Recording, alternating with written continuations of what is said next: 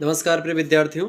आप में से बहुत सारे बच्चों के लगातार कमेंट्स ये आ रहे थे और व्हाट्सएप पर भी एसएमएस आ रहे थे, फ़ोन कॉल्स भी आ रहे थे। गुरुजी, जो राम मनोहर लोहिया का पेपर है, इसमें एक पेपर में छपा था कि इसका पेपर जो है माइनस ऑब्जेक्टिव होगा तो माइनस मार्किंग होगा, यानी कि जैसे आप क्वेश्चंस अगर गलत करते हैं तो उसके भी आपके नंबर कटेंगे। दोस्तों, अभी तक ऐसा कोई नियम ऑफिशियली नहीं आया हुआ है, तो उसको लेकर के टेंशन मत लीजिएगा।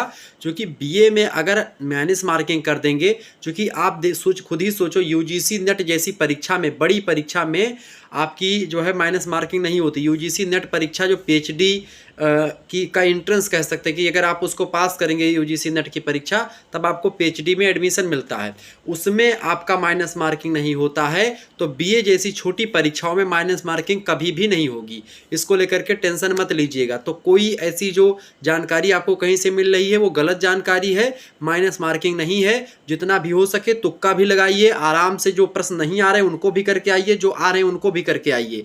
एक चीज़ ध्यान रखिएगा, पेपर में अगर कहा जाए जितने क्वेश्चंस करने हैं उतने ही क्वेश्चंस करना है, बिना मतलब के आगे ज़्यादा क्वेश्चंस नहीं करना है। मैं आपको एक चीज़ दिखाने का प्रयास करता हूँ। राम मनोहर लोहिया का ही क्वेश्चन पेपर है मेरे हाथ में, ठीक है। राम मनोहर लोहिया का ये पेपर है आपका सोशियोलॉजी का। इसमें देखेंगे कि दोस्तों 75 क्वेश्चंस पूछे गए हैं और 75 सभी प्रश्नों के उत्तर आपको देने हैं।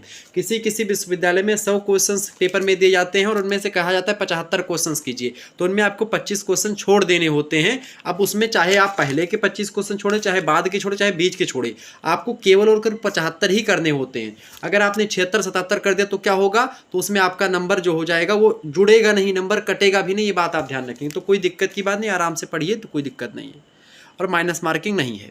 धन्यवाद।